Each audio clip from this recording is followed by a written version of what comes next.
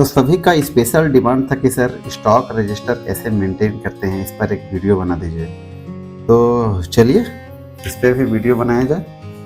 तो सबसे पहले स्टॉक रजिस्टर हम लोग है सो मार्केट से ले आएंगे, और वैसे जो रजिस्टर हम बता रहे हैं वो आसानी से इस तरह का रजिस्टर आपको मार्केट में भी मिल जाएगा, और ये सिंपल है, इसमें आपको मेंटेन करने में कहीं दिक्कत नहीं होगा। तो रजिस्टर को फटाफट पहले हम लोग पेजिंग कर लेंगे। हर एक पेज में नंबर है सो डाल देंगे, ये बहुत ज़रूरी होता है नंबर डालना। नंबर नहीं डालेंगे तो फिर आपको कौन सा मेडिसिन किस पेज में है वो पन्ना पलटते ही रहना पड़ेगा आपको। और अगर पेजिंग किया रहेगा तो एक बार में सटीक जगह पे हम लोग पहुंच जाएंगे। तो पेज नंबर है सो कम्प्लीटली इसको हम लोग हर एक पेज का है सो कर लिए।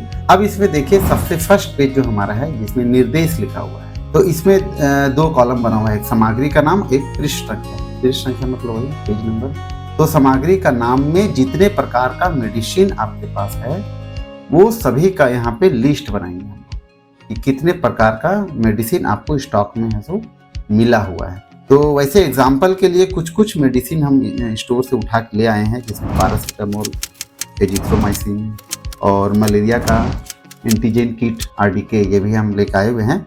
एक दो मेंटेन करने के लिए आपको हम बताते हैं, बाकी आप लोग फिर खुद से कर लीजिएगा। तो चलिए लिस्ट इसमें हम लोग लिख लीजिए पहले सामग्री का नाम में। अब दूसरा पेज हमारा जो है जहाँ भंडार पंजी लिखा हुआ है उस पे आते हैं। तो सबसे पहले सामग्री का नाम यहाँ पे लिखेंगे, तो हम लिखते हैं paracetamol tablet IP 500 mg। Paracetamol बहुत सारा अलग अलग mg में आता है, 650 mg भी आता है, 250 mg आता है, 500 mg आता है। तो जो है यहाँ पे लिख देंगे। तो सबसे पहले हम लोग यहाँ पे लिखेंगे डेट 12 अक्टूबर 2025 लिख दिए। विवरण में लिखेंगे आप खुद से परचेस किए हैं तो यहाँ लिख दिए। मान लीजिए आपका सेंटर PHC चरही है तो आप अपना इस सेंटर का यहाँ पे नाम लिख दीजिए, PHC चरही। पूर्व बैलेंस यहाँ पे लिखेंगे, पहले से आपके पास कितना बैलेंस बचा हुआ है। पहले से 100 टैबलेट था तो यहाँ पे 100 लिख दिए। अब प्राप्त सामग्री में मात्रा 5000 आप खरीदे हैं तो 5000 टैबलेट यहाँ पे लिख देंगे।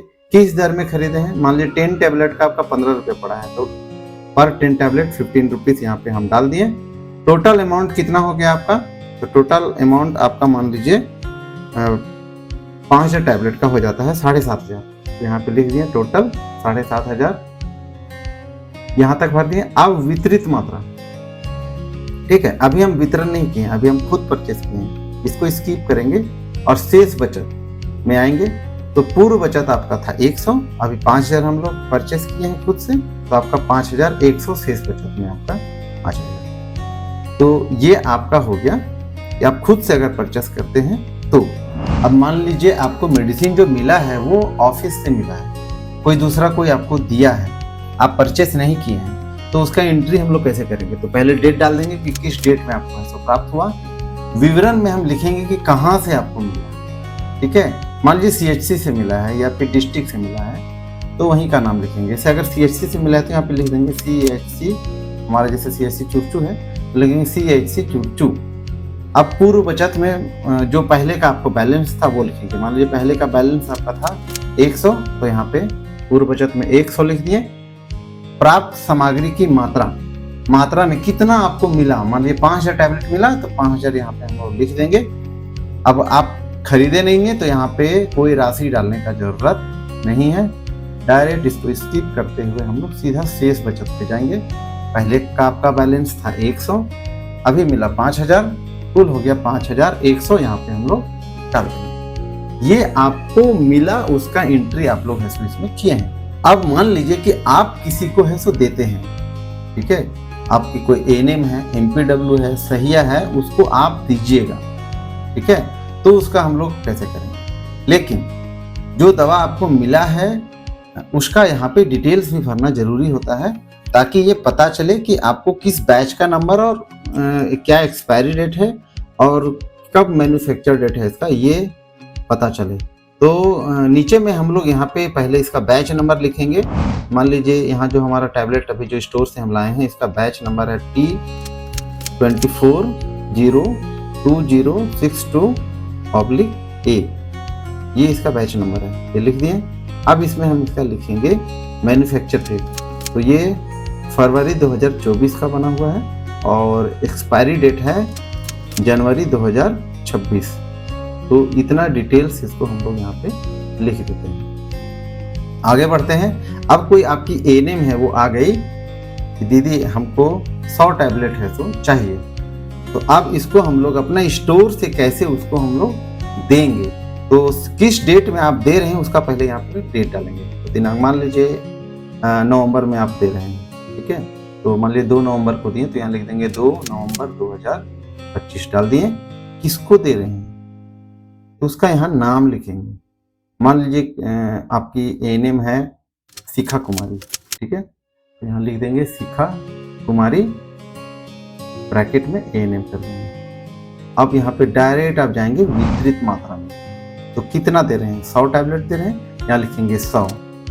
उसके बाद टोटल बैलेंस से इसको हम लोग माइनस कर देंगे। तो पहले से आपके पास था 5100, तो उसमें 100 हम माइनस करेंगे, तो यहाँ आपका बच गया 5000। तो ये आपका 5000 आपका बैलेंस बचा हुआ है। और अभिव्यक्ति वाला कॉलम में साइन करवाते जाएंगे। फिर से कोई आ गया, ठीक है, ओपीडी में आपको देना है, तो यहाँ पे ओपीडी कर देंगे, डेट डालेंगे, ओपीडी लिख देंगे, कितना दिए हैं, 500 टैबलेट दिए, 500 यहाँ डालेंगे, माइनस करेंगे शेष बचत से, और यहाँ पे नीचे लिख देंगे। और इस तरह से देते जाएंगे और अभिव्यक्ति वाला कॉलम में साइन करवाते जाएंगे।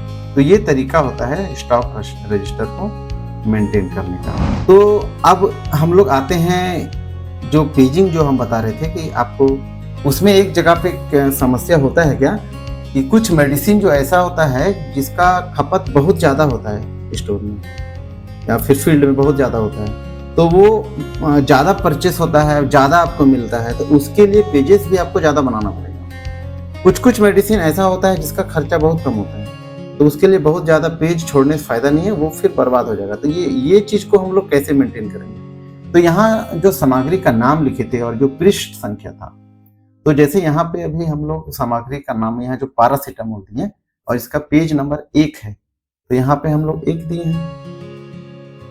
अब होता क्या है कि पैरासीटामोल बहुत ज़्यादा आता है, तो इस पे आप 4-5 पेज इसको छोड़ के आगे हम लोग बढ़ेंगे।